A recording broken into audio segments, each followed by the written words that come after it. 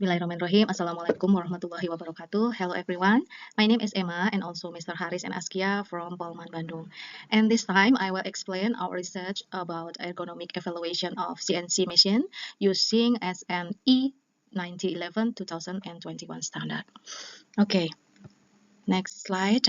In our presentation, I will focus on four major issues.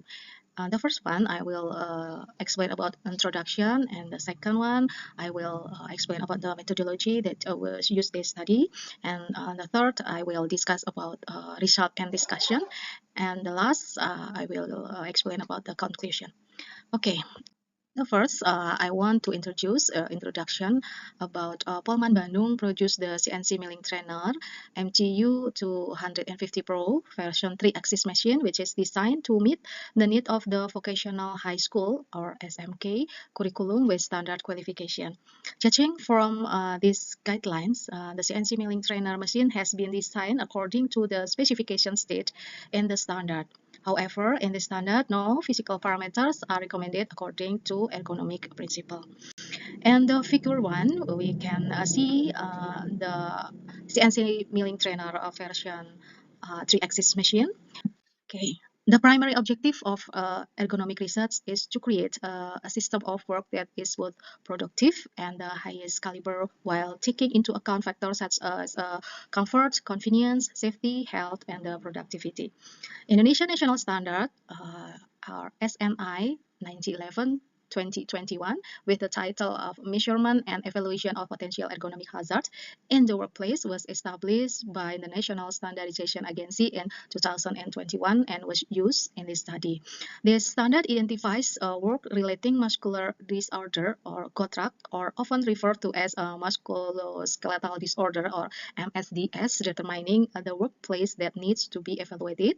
And the assessment method also evaluated to the level of ergonomic risk by measuring the combination of the risk factors.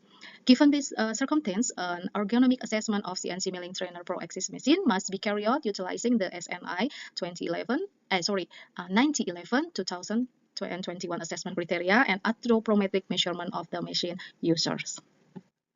Okay, the next is about the methodology. The study will be carried out at Polman Bandung Polytechnic CNC Assembly Laboratory of the Manufacturing Engineering. The user of the CNC milling machine is the subject of this study. There were 28 participants on the study, and their height ranged from 153 centimeter to 180 centimeter. All 28 participants or a population serve as the sample of this investigation. This technique is known as saturated sampling. The purpose of the evaluation was to ascertain the prevalence of the musculoskeletal disease among users of the CNC milling machine as a result of their work. The result of the SNE 1911-2020 questionnaires, which has been modified and distributed earlier, are used in this evaluation. In order to support the suggested height size of the CNC machine, data processing is done in accordance with the design based on the percentile idea, demonstrating that the produced data accurately represent the machine's users. The result of the SNI 1911-2021 questionnaire was compared with the posture of the CNC milling machine user toward identifying potential hazard lists. Then, a comparison between the CNC milling machine and CNC milling spread across Indonesia was taken from import data, trainer type CNC milling machine used as references in the manufacturing CNC milling machine, and the comparison between anthropometric data of CNC milling user with anthropometric data, several ASEAN resident recommendation for this machine height and the table height. And then the result and discussion based on the answer, the questionnaire that was given to the machine user regarding to how long they use the device, for how uncomfortable they feel using it in graph A above, we can see that 71.4% of the population use the machine with the duration of 4 until 8 hours a day. And the 17.9% of the population use the machine for 2 hours a day, and the remaining 10% uses of the machine more than 8 hours a day. The majority of CNC machine user use more than 4 hours, which is a long duration. It is categorized in a long duration. In graph B, Above, the respondents state that during the use of the machine, 60.7% of the population state that they had experienced pain and discomfort when using the machine. The next is the approaches taken by trainer machine identifying potential hazard. Direct observation was conducted to determine the real condition where a respondent used the CNC machine. There are several complaints in the body, such as the neck, the shoulder, upper back, lower back, thighs, knees, calf, and feet when using the machine. Can we see in the figure 1 and 2, the head of the user is not aligned with the spine. Yes, the machine they use the heads is not aligned the spine, while they machine set of process and the cleaning machine after use the machine. And the figure 3 and 4, we can see there is a bend position while the user work object setting and installation of the cutting tools. Okay, the next is the anthropometric data. From the anthropometric data respondent, the same as the 28 user respondent who completed the SDS complaint survey. The anthropometric data must be guaranteed to represent the user population for to be utilized as a guide for CNC machine trainer. As a result, it is essential to perform data testing, which comprises adequacy, uniformity, and normality testing. The data can be used if it has been declared to be enough, uniformly distributed, and normally distributed. Based on the result of the normality test calculation using the Shapiro-Wilk method, it shows that the dimension of the height and standing elbow height, the test results are said to be normal because the calculated show that the W table more bigger than the W table. So the test is said to be normally distributed. It is indicated that the uniformity test finding on the available data are uniform. The data result were test for the data adequacy to prove that the total amount of the data is taken representative data or has represented the population will use the machine. And this test, a confidence level of 95% and the accuracy level of 5% were used. The results show that the data can be categorized as sufficient.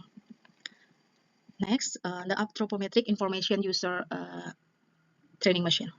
The selection of percentile depends on the characteristic of the design size. In the study, the percentile calculated were percentile 1, percentile 5, 10, 25, 50, 75, 90, and percentile 95. The result can be seen in this table below. The height of the percentile in 95 is 180.8 centimeter, and the standing elbow height in centimeter is 117.3 centimeter. Okay, the next is about the recommendation for the machine table height and the machine height. In recommending the table height and the height of the machine, there is anthropometric dimension data from the machine users and the literature. The current table height of the machine is 75.6 centimeter, and the height of the machine is 140.6 centimeter. To comply with the guideline and enable 95% of the population to operate the equipment, 117.3 centimeter must be shortened by 27.3 centimeter to accommodate both light and heavy duty tasks. For the CNC milling machine, 90 centimeter is the recommended table height. The user height is in 95 percentile is 180.8 centimeter. Therefore, 180.8 centimeter is the suggested machine height. Okay, the last part is about the conclusion. Based on the outcome of the data processing and analysis, it is possible to conclude that 9 of 28 users, or about 32.1% of the user pooled, reported having pain or discomfort in their neck, shoulder, upper back, lower back, thigh, knees, calf, or feet. User of the CNC milling trainer machine may encounter two potential risks. The first is the unaligned head and a bend position that can be lead to awkward posture and a higher risk of motor sickness disease. The recommended machine table height is 90 centimeter and the machine height is 180.8 centimeter. Based on the percentile 95 or standing elbow height and body height of the machine user and the recommendation for health literature. Drawing from existing research, potential avenue for future research include user anthropometry-based study on the ideal reach length and work conditions such as lighting, temperature, noise level, and the factor that contribute to workplace stress and fatigue. Okay, thank you for the attention. Assalamualaikum warahmatullahi wabarakatuh.